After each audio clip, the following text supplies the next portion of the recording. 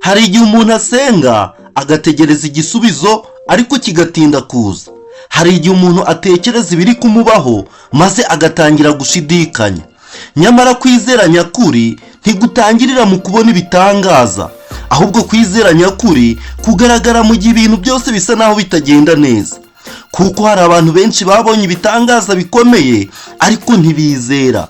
Hari n'abatarigeze babona igitangaza na kimwe ariko bagira kwizera nk'uko tugiye kuvuga muri iki cyigisho cya 8. Yego, icyigisho cya 8 kiravuga kiti kugira kwizera. Iri ni isomo ritwereka uko kwizera gukura, uburyo kwizera kurinda umuntu gushidikanya, n'uburyo umuntu yakomeza kugendana n'Imana no mu bihe bigoye. Kuko icyo kwibukwa kiravuga ngo kwizera ni ukumenya rwose ibyiringirwa udashidikanya ko bitazaba, kandi niko kuduhamiriza ibyo tutareba ko ari iby'ukuri. Ibyo biri mu Baheburayo igice cya 11 ku murongo wa 1.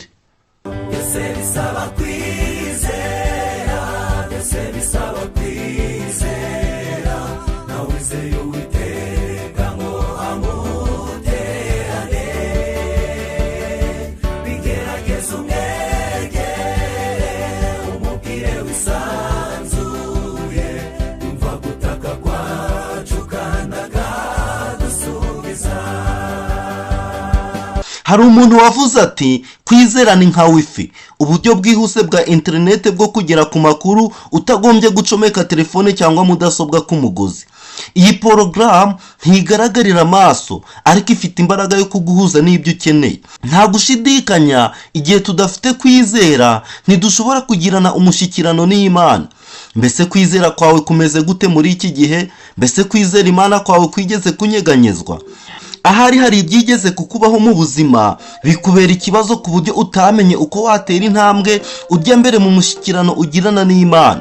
Cyangwa se kwizera kwawe kumeze nk'akarabyo k'iroza kava ku giti cy'icyatsi kagahinduka agashami gato, hanyuma kakabumbura kagahinduka ururabyo rw'amabara meza rwuzuza mu cyumba impumuro nziza itazibagirana. Kwizera ni ikintu tudashobora kwiremamo ubwacu, ni igihamya cy'ibyo tudashobora kurebesha amaso, kuko Imana yageneye umuntu wese kwizera. Kwizera ni impano y'Imana, ndetse kugeza n'icyo gihe kwizera Imana kuba gushoboka gusa bitewe n'icyo Imana iba yaratangiye gukorera muri twe ngo idufashe. Muri iki cyigisho nimureke turebe insanganyamatsiko yo kwizera. Mbese gushidikanya no kutizera byagenzwa bite? Ese dukurikije ibyo Yesu avuga, kwizera gufite imbaraga kuba kumeze gute? Ikindi, kugira kwizera nk'ukwa Yesu bisobanuye iki? Ingingo ya mbere iravuga iti nk'ikimenyetso gusa. Ahari ushobora kuba warigeze kumva aya magambo ngo iyo nza gushobora kwibonera inyanja itukura yigabanyamo, cyangwa manu igwa ku butaka, cyangwa nkabona Yesu akiza umuntu w'impumyi, nari kwizera rwose. Cyangwa wenda nawe ubwawe ushobora kuba warigeze kugira ibitekerezo nk'ibyo. Ku rundi ruhande, kuki muri iki gihe kugira kwizera byari bikwiriye kutworohera kurusha uko byari bimeze mu bihe bya kera bya Bibiliya? Abisirayeli ntibari bafite Bibiliya yose, ntibari bafite amateka maremare bashoboraga gusubiza amaso inyuma bakarebamo nk'uko bimeze kuri twe. Mose yashimangiye ibyo gusubiza amaso inyuma tukareba kugira ngo twibuke kugira neza kw'Imana n'uburyo yatuyoboyemo. Mu buryo budahuye n'ubwo Abisirayeli, twebwe dufite imyaka 6,000 y'amateka ya Bibiliya dushobora kwigiramo. Buri gisekuru kiba gishaka ikimenyetso, kandi n'icyacu niko kimeze. Nyamara ibimenyetso biraha tuzengurutse hose. Nusoma Matayo igice cya 24 uzabona uburyo ibintu byinshi byasohoye ndetse n'ibiri gusohora muri iki gihe. No mu gihe cya Yesu, abantu bashakaga ibimenyetso byerekana ko Yesu yari umwana w'Imana koko, nubwo bari barahawe ibimenyetso byinshi. Muri Mariko igice cya 8 umurongo wa 11 n'uwa 12 tuhabona aya magambo. Abafarisayo baraza batangira kumugisha impaka, bamushakaho ikimenyetso kivuye mu ijuru bamugerageza. Asuhuza umutima cyane ati, ab'iki gihe bashakira iki kimenyetso? Ndababwira ukuri yuko ab'iki gihe nta kimenyetso bazahabwa. Mbese tujya impaka na Yesu kandi tukamugerageza nk'uko abafarisayo babikoraga? Mbese dutuma asuhuza umutima cyane ku bw'uko tubuze kwizera mu gihe yaduhaye ibyo dukeneye byose ngo twizere? Nyamara ibitangaza nk'ibi si by'abayuda bari bakeneye. Ntabwo ibigaragara hanze byashoboraga kugira icyo bibamarira. Ntabwo bari bakeneye kubona iterambere mu byerekeye ubwenge bwa kimuntu, ahubwo bari bakeneye guhinduka bashya mu by'umwuka. Ibyo Elie na White yabivuze mu gitabo cy'uwifuzwa ibihe byose ku rupapuro rwa 319.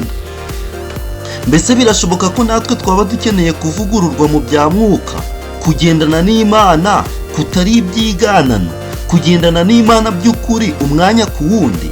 Ahari ntidukeneye ikimenyetso kubera ko tuzi byinshi biri hafi yacu, by'umwihariko ibyo dukura muri Bibiliya.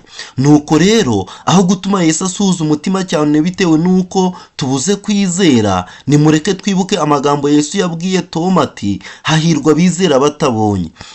Imana ntidusaba kugira kwizera kw'impumyi, yaduhaye impamvu nyinshi zatuma twizera. Nyamara kandi nubwo dufite izi mpamvu zose, hahora hariho inzira gushidikanya kwanyuramo. Urufunguzo ruri mu kwibanda cyane ku bikomeza kwizera, ntabwo ari ku bintu bizana gushidikanya. Ingingo ya kabiri iravuga iti, Yesu areba kwizera kwacu. Yesu yagaragaje kwizera kw'abigishwa be muri Mariko igice cya 4 ku murongo wa 40. Arababaza ati, ni iki kibateye ubwoba? Ntimurizera? Yesu kandi yagaragaje kwizera k'umugore uvugwa muri Mateyo igice cya 15 umurongo wa 21 kugeza 28. Ku murongo wa 28 haravuga hati, maze Yesu aramusubiza ati, mugore, kwizera kwawe ni kwinshi, bikubera uko ushaka. Umukobwa we ahera karakira. Kuko turi abayoboke ba Yesu, ntibihita bisobanura ko kwizera kwacu gukomeye. Mu by'ukuri abantu bamwe bavugaga ko bizera, nyamara Yesu yasobanukirwaga ibintu nyakuri byabaga biri mu mitima yabo. Muri Luka igice cya 7 umurongo wa 1 kugeza uwa 10 hari inkuru y'umutware w'abasirikare wifuzaga ko umugaragu we akira, maze atuma intumwa kuri Yesu. Izo ntumwa azikurikiza izindi ngo zibwire Yesu ye kwirushya aza, ahubwo ngo ategekere ahari umugaragu we arakira. Ku murongo wa 10 Yesu abyumvise aramutangarira, ahindukirira abantu bamukurikiye ati, ndababwira yuko ntabwo nari nabona kwizera kungana gutya habe no mu Bisirayeli. Muri Mariko igice cya 9 dusoma iby'umugabo wasanze Yesu kugira ngo yirukane umudayimoni wari uri mu mwana we. Iyo dusomye iyo nkuru ku murongo wa 23, uwo mugabo yakomeje avuga ati, kenshi cyane amuta mu muriro cyangwa mu mazi ngo amwice, ariko niba ubishobora tugirira imbabazi udutabare. Yesu aramubwira ati, uvuze ngo nimba mbishobora? Byose bishobokera uwizeye. Uwo mwanya se w'uwo mwana avuga cyane ati, ndizeye nkiza kutizera. Muri uku guhura n'aba bantu bombi, Yesu yabonye mu bantu kwizera cyangwa ntiyakubona muri bo, nuko akora ibitangaza nk'umusaruro w'uko kwizera cyangwa kugira ngo akomeze uko kwizera kwabo. Mu buryo nk'ubwo Mwuka Wera adutera umwete wo kwizera, mu gihe umwanzi w'imitima aba ashaka ko twirukana Imana mu mibereho yacu. Ukutizera kugundiriwe mu mutima kugira imbaraga irindagiza. Imbuto zo gushidikanya bamaze igihe kirekire babiba zizera imbuto zazo, ariko bagomba gukomeza gucukura hasi cyane, bakarandura umuzi wose wo kutizera. Igihe ibi bimera by'uburozi biranduwe, birekeraho gukura kubwo kubura ibi bitunga mu magambo no mu bikorwa. Umutima ugomba kugira ibimera by'igiciro byo kwizera n'urukundo, bigashyirwa mu butaka bw'umutima kandi bikicazwa ku ntebe ya cyami muri wo. Ibyo Elie na White yabivuze mu gitabo cyitwa Kwizera n'imirimo ku rupapuro rwa 13. Igihe dushidikanyije ku Mana, imico yayo cyangwa ku ijambo ryayo, mbese tubigenza dute? Imana ntiyirengagiza cyangwa ngo ireke igitekerezo cy'umuntu, kubera ko yaturemye mu ishusho yayo kandi ikabiturarikira kuganira nayo, nk'uko yabikoze kuri Aburahamu, Mose ndetse na Yobu.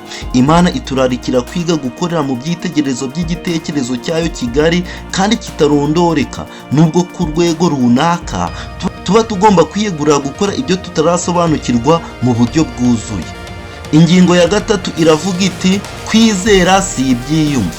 Yesu yavuze ko muramutse mufite kwizera kungana n'akabuto ka sinapi mwabwira umusozi ukava hawo.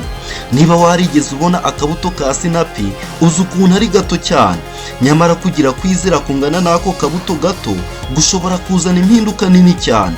Bityo rero kwizera kugomba kuba ari ingenzi cyane kandi kugomba kuba gufite ububasha ndetse gukomeye bihagije kugira ngo gukore ibirenze iby'abantu bashobora gukora.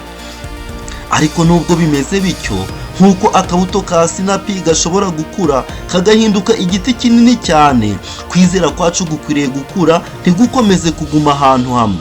Mu by'ukuri hari urwego runaka rwo kwizera dukeneye kubanza kugira ngo tube dufitanye n'Imana umushyikirano.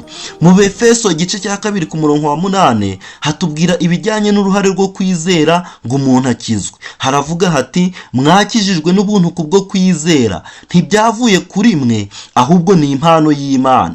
Hano harimo ikibazo. Kuki umuntu ataba ari mu kuri aramutse avuze ati nta kwizera mfite kuko nta Imana yampaye? Mbere na mbere tugomba gusobanukirwa ko kwizera atari ikintu gifatika, ni inyifato ivuka mu muntu kubw'umurimo wa Mwuka Wera. Imana niyo itangiza uwo murimo kubw'ubuntu bwayo, ikatwihererezaho binyuze muri Mwuka Wera igihe tumwemereye kugenza cyo. Dukizwa n'ubuntu kubwo kwizera. Iyo ikaba ari inyifato tugira ku buntu Imana yatugiriye binyuze mu rupfu rw'umwana wayo. Dukizwa bitewe nuko twizeye Imana nk'umusaruro uva mu buntu bwayo. Ibi biri mu izingiro ryo kugirana umushyikirano nayo. Icya kabiri ni uko tugomba kwibuka ko kwizera atari ibyiyumvo. Benshi ntibakoresha uko kwizera, nyamara ari amahirwe n'inshingano bafite byo kugukoresha. Akenshi bategereza uko biyumva kandi nyamara bizanwa no kwizera gusa. Uko umuntu yiyumva siko kwizera. Kwizera ni ukwacu ngo tugukoreshe, ariko ibyiyumvo byo kwishima ndetse n'umugisha bitangwa n'Imana. Ibyo Elie na White yabivuze mu gitabo cy'inyandiko z'ibanze ku rupapuro rwa 76 na 79. Abantu bamwe bashobora kwiyumva nk'aho badafite kwizera bitewe n'uko batiyumvamo ko begereye Imana cyane cyangwa ko batameze nk'uko bari bakwiriye kumera nk'abakristo. Nyamara kwizera kurebana no kwemera ndetse no kwiringira, atari mu bihe byiza gusa ahubwo no mu bihe by'umwijima no mu mugara, ndetse n'igihe udashobora gusobanukirwa byuzuye ibiri kuba mu bugingo bwawe. Ibyiyumvo ntibikwiriye na rimwe kuganza imibereho yacu y'iby'iyobokamana cyangwa umushyikirano dufitanye n'Imana. Igihe twiyumvamo ko turi kure y'Imana nibwo tuba dukeneye rwose gukoresha kwizera kwacu maze tukayitabaza, nk'uko se w'umwana yabikoze muri Mariko igice cya 9 ku murongo wa 24. Ingingo ya 4 iravuga iti ingero zo kwizera. Mu Baheburayo igice cya 11 havuga ibyo kwizera gukomeye. Umurongo wa mbere uravuga uti kwizera ni ukumenya rwose ibyiringirwa udashidikanya ko bitazaba, kandi niko kuduhamiriza ibyo tutareba ko ari iby'ukuri. Ku murongo wa 3 hakomeza havuga hati kwizera niko kutumenyesha yuko isi yaremwe n'ijambo ry'Imana, nicyo cyatumye ibiboneka bitaremwa mu bigaragara. Umurongo wa 6 ukavuga uti ariko utizera ntibishoboka ko ayinezeza, kuko uwegera Imana akwiriye kwizera yuko iriho ikagororera abayishaka. Iyo ukomeje gusoma kuva ku murongo wa 7 ukageza ku wa 40 hahishura imibereho y'abantu batandukanye bo muri Bibiliya n'uburyo bagize kwizera. Kumenya Imana no kugirana nayo umushyikirano muzima kandi ufite imbaraga bisaba kwizera. Ni mu buhe buryo ushobora gukomeza kwizera kwawe cyangwa ugatera ubutwari umuntu ufite kwizera kujegajega? Hano tuhafite ibitekerezo byagufasha. Kwizera guto kungana n'akabuto ka sinapi gufite imbaraga kandi kuraguhagije ngo ukurire mu mushyikirano ugirana n'Imana. Igihe cyose ufite ubushake bwo gukorana nayo, Imana izagufasha kwizera kwawe gukura. Kwizera kuzanwa no kumva Imana ivuganira natwe mu ijambo ryayo, ari byo Bibiliya. Fata icyemezo cyo kwiga Bibiliya buri munsi kandi usenga. Saba Imana kongera kwizera kwawe, nk'uko wa mubyeyi yasanze Yesu afite umwana utewe n'abadayimoni maze agatera hejuru n'amarira menshi ati databuja ndizeye nkiza kutizera. Dushobora kwemera ko tubuze kwizera maze tugasaba Imana ikatwongerera kwizera. Kwizera no gushidikanya bishobora kubaho icyarimwe. Ntukajye kure y'Imana bitewe gusa nuko ufite ibibazo. Mu by'ukuri ni ingenzi ko usohoza kwizera kwawe utinya kandi uhinda umushyitsi, kandi ukagira kwizera kwawe bwite aho gutira kwizera kundi muntu, nk'uko abakobwa 5 b'abapfu babigenjeje muri Matayo igice cya 25 ku murongo wa 8. Umvira Mwuka Wera kandi usabe kumwongererwa mu bugingo bwawe. Koresha kwizera kwawe. Ibuka ko kwizera atari ibyiyumvo, ahubwo ni icyemezo cyo kwizera. Ibuka ko no mu gihe cy'umwijima, igihe udashobora kuyibona, Imana ibihari.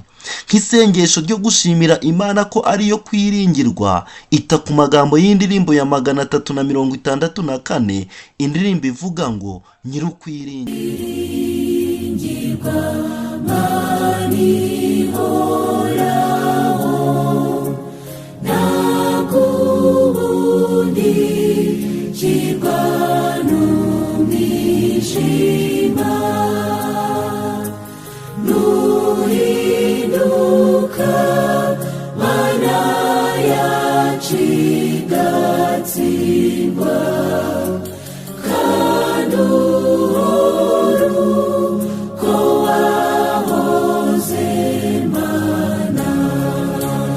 Ingingo ya 5 iravuga iti kwizera kwa Yesu. Mu Byahishuwe igice cya 14 ku murongo wa 12 haravuga hati, aha niho kwihangana kw'abera kuri bitondera amategeko y'Imana bakagira kwizera nk'ukwa Yesu. Mbese kwizera nk'ukwa Yesu bisobanuye iki?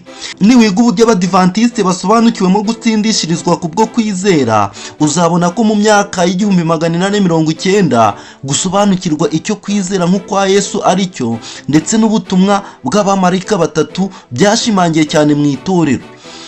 Kugeza icyo gihe ituro ryari ryarashize imbaraga nyinshi ku gushimangira amategeko, kandi ryari rikeneye kwibanda ku butumwa bwiza. Elie White abivuga neza mu magambo make ati, amategeko y'Imana yari yaratangajwe, ariko kwizera nk'ukwa Yesu Kristo ntikwatangajwe n'abadivantiste b'umunsi wa 7 ku rwego rumwe n'urw'amategeko, ngo amategeko n'ubutumwa bwiza bigendane.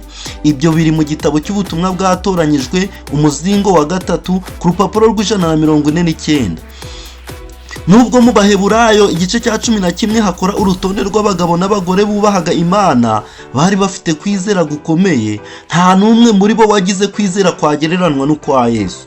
Igihe dufite kwizera nk'ukwa Yesu, ibyo ntibisobanuye gusa ko kubwo kumwumvira no kumvira ijambo rye tuzakurikiza kwizera yari afite mu Mana, ahubwo binavuze ko buri munsi tuzagira imibereho ikora kandi mizima nk'iyo Yesu yari afite.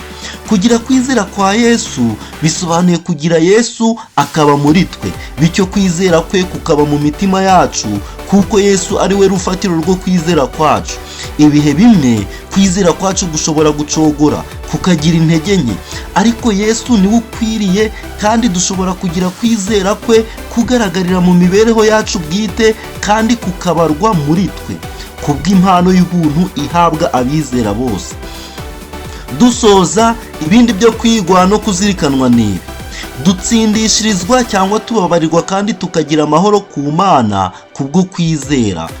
Hanyuma tukezwa, ni ukuvuga guhabwa ububasha bwo kumera nka Yesu binyuze mu kwizera. Igihe turaritse Yesu ngo aze mu mibereho yacu, tunahinduka abana b'Imana kubwo kwizera. Tubeshwaho no kwizera Umwana w'Imana. Nta kintu kigaragara ko kidafite kivurira, nyamara kikaba kidashobora gutsindwa, nk'umutima wiyumvamo ko ntacyo ari cyo, maze akishingikiriza ku byo Umukiza yadukoreye.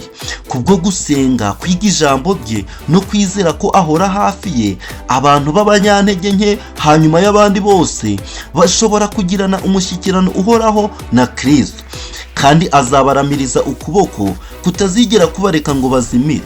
Bagomba kugira kwizera gushikamye guturuka ku masengesho, kwiyiriza ubusa no kwicisha bugufi mu mitima yabo.